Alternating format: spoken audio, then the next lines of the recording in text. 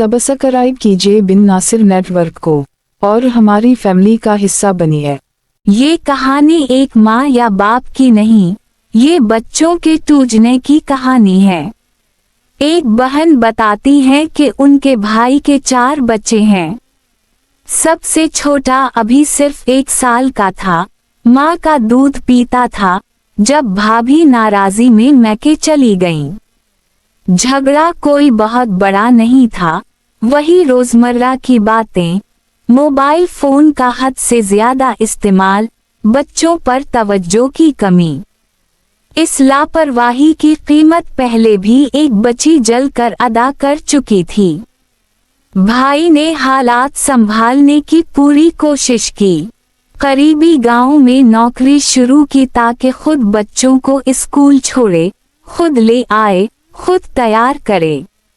अम्मी ने सहूलत के लिए ऑटोमेटिक वॉशिंग मशीन ले दी। काम वाली भी आती थी। घर में ना मेहमानों का हुजूम था, ना नंदों देवरों की एलगार। बस बच्चों को संभालना था, वक्त पर खाना बनाना था। मगर माँ का दिल बच्चों के बजाय स्क्रीन में उलझा रहा। बार बार समझाने के बावजूद फोन कम ना हुआ। बातें बढ़ा चढ़ा कर मैके पहुँचे। एक मामूली झगड़ा हुआ और एक दिन भाभी की माँ आए और चारों बच्चों को शीरखार समेत छोड़कर बेटी को ले गईं। वो नन्हा बच्चा, जिसे माँ की गोद और दूध की सबसे ज्यादा जरूरत थी, बाप के कंधों पर रातें गुजारने लगा।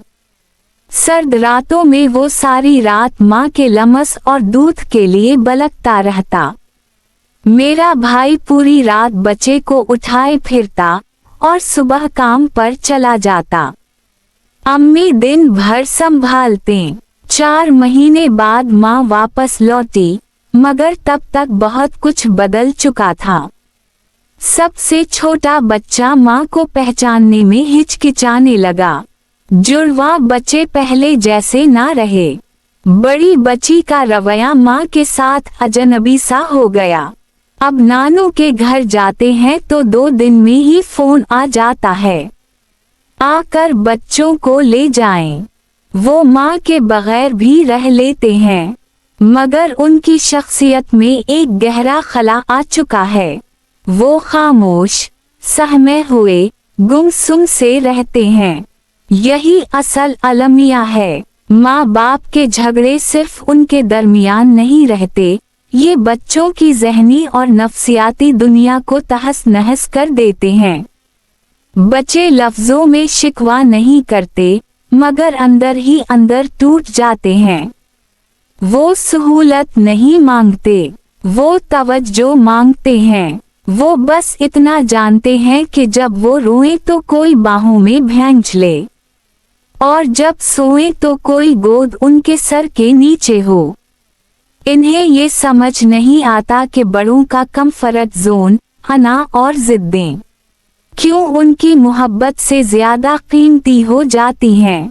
अगर माँ बाप सिर्फ बच्चों का एहसास कर लें, तो शायद बहुत सी जुदाइयाँ टल जाएं, क्योंकि बच्चों की अजियत उम्र भर का ट्रामा बन जाती है।